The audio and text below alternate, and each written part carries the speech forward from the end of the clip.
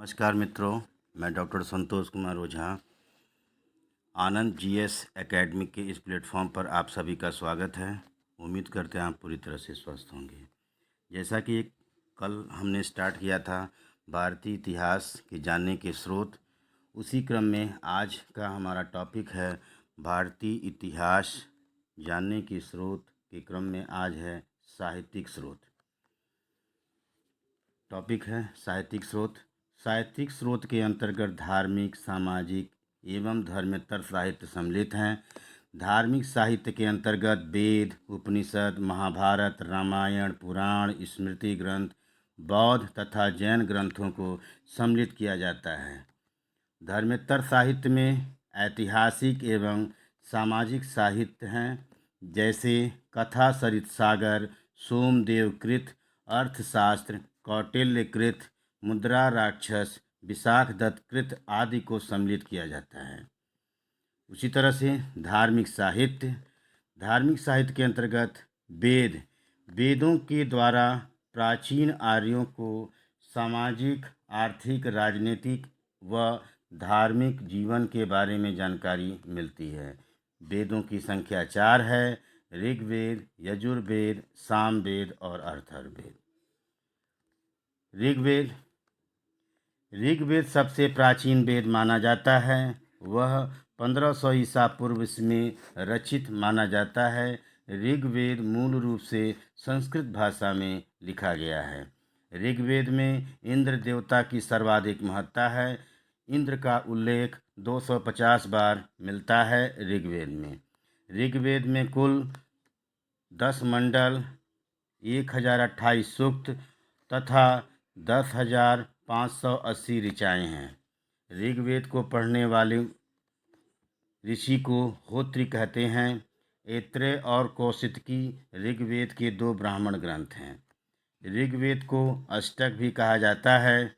ऋग्वेद के तीसरे मंडल में सूर्य देवता को समर्पित प्रसिद्ध गायत्री मंत्र है: ओम भूर्भुवः स्वः तत्सवितुर्वरेण्यं भर्गो देवस्य धीमहि धियो यो नः प्रचोदयात्। यह गायत्री मंत्र का उल्लेख ऋग्वेद के तीसरे मंडल में मिलता है, जिसके रचनाकार महर्षि विश्वामित्र हैं। दूसरा वेद है यजुर्वेद। यजुर्वेद में यज्ञ के नियमों पर विधानों का वर्णन मिलता है। यजुर्वेद के मंत्रों का उच्चारण करने वाले ऋषि को अथर्वयु कहा जाता है। ईशोपनिषद, श्वेताश्वरोपनिषद, कठोपनिषद तथा मैत्रायणी उपनिषद यजुर्वेद के प्रमुख उपनिषद हैं। शतपथ ब्राह्मण तथा तैत्तिरीय ब्राह्मण यजुर्वेद के 2 ब्राह्मण ग्रंथ हैं। यजुर्वेद को 1000 ईसा पूर्व से 500 ईसा पूर्व के लगभग रचित माना जाता है। सामवेद, साम का अर्थ गान होता है। सामवेद में मुख्यतः यज्ञों के अवसर पर गाए जाने वाले मंत्रों का वर्णन मिलता है। सामवेद को भारतीय संगीत का जनक माना जाता है। सामवेद में कुल 1875 ऋचाएँ हैं। पंचविंश ब्राह्मण, षड्विंश ब्राह्मण सामवेद के 2 ब्राह्मण ग्रंथ हैं। सामवेद के मंत्रों का उच्चारण करने वाले ऋषि को उद्गाता कहते हैं। चौथा वेद है अथर्ववेद। अथर्ववेद की रचना अंगिरस ऋषि द्वारा की गई है। इसमें लगभग 6000 मंत्र हैं। अथर्ववेद में रोग निवारण, जादू टोना, तंत्र मंत्र आदि विषयों का उल्लेख मिलता है। गौपथ ऋग्वेद का एकमात्र ब्राह्मण ग्रंथ है। मुंडको उपनिषद अथर्ववेद का प्रमुख उपनिषद है। मुंडको उपनिषद से ही भारत का राष्ट्रीय आदर्श वाक्य सत्यमेव जयते लिया गया है। वेदों को समझने के लिए वेदांगों की रचना हुई। तो वेदांग वैदिक मूल ग्रंथों का अर्थ समझने के लिए वेदांगों की रचना हुई, जिसकी संख्या 6 है।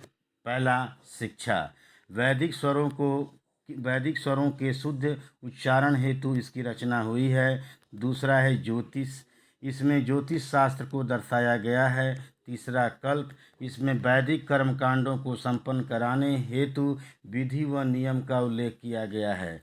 चौथा व्याकरण, इसमें प्रत्यय, उपसर्ग, नामों व धातुओं की रचना व इनके प्रयोग हेतु नियमों का उल्लेख है। पांचवा है निरुक्त।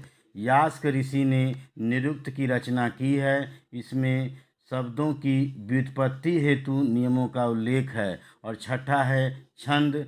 वैदिक साहित्य में गायत्री, त्रिष्टुप, जगती तथा बृहति का प्रयोग किया जाता है। इसके बाद आता है महाकाव्य।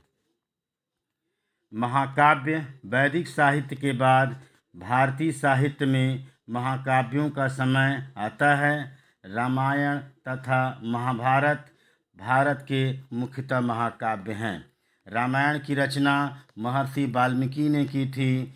रामायण में मूलतः 6000 श्लोक थे, जो बाद में बढ़कर 12000 श्लोक हो गए थे तथा वर्तमान में इसमें 24000 श्लोक हैं। रामायण में हिंदुओं तथा यवनों और शकों के संघर्ष का वर्णन मिलता है। आप कमेंट में उत्तर बताएंगे कि रामायण किस नदी के तट पर महर्षि वाल्मीकि ने लिखा था। आगे है महाभारत की रचना वेद व्यास ने की थी। इसमें प्राचीन भारत की धार्मिक, राजनीतिक, सामाजिक तथा आर्थिक दशा का वर्णन मिलता है। महाभारत में वर्णित कुरुक्षेत्र की लड़ाई 18 दिन तक कौरवों तथा पांडवों के मध्य लड़ी गई थी। महाभारत को जय संहिता तथा सहस्त्र संहिता भी कहा जाता है। पहले महाभारत में 8800 श्लोक थे, जबकि वर्तमान में 24000 श्लोक हैं। इसके बाद आता है पुराण। पुराणों में भी प्राचीन भारतीय इतिहास का क्रमबद्ध वर्णन मिलता है। पुराणों की कुल संख्या 18 है। पुराणों में मत्स्य पुराण सबसे अधिक व प्राचीन माना जाता है। पुराणों के रचयिता लोमहर्ष व उनके पुत्र उग्रश्रवा को माना जाता है। पुराण प्राचीन काल से लेकर गुप्त काल तक की ऐतिहासिक घटनाओं का परिचय कराते हैं। आगे है मनुस्मृति। मनुस्मृति को मनु संहिता भी कहते हैं। यह संस्कृत भाषा में लिखी गई है।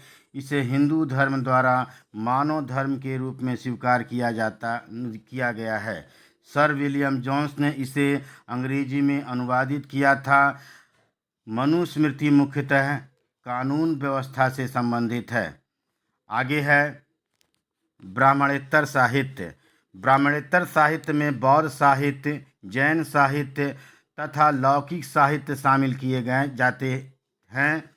वेदों के गद्य को ब्राह्मण भी कहा जाता है। बौद्ध साहित्य भारतीय इतिहास के प्रमाण के रूप में बौद्ध साहित्य का विशेष योगदान है। बौद्ध साहित्य में त्रिपिटक का योगदान सर्वाधिक है। त्रिपिटक की शिक्षाओं को 3 भागों में बांटा गया है: सुत्त पिटक, विनय पिटक और अभिधम्म पिटक। सुत्त पिटक और विनय पिटक प्रथम बौद्ध संहिता में लिखित है, जबकि अभिधम्म पिटक तृतीय बौद्ध संहिता में लिखित है। ध्यान रखिएगा। सुत्त पिटक में धार्मिक उपदेशों का संग्रह है। विनय पिटक में संघ संबंधित नियम तथा आचार संबंधित शिक्षाओं का संग्रह है। अभिधम्म पिटक में बुद्ध के दार्शनिक सिद्धांतों का संग्रह है। बौद्ध ग्रंथ पाली भाषा में लिखे गए हैं।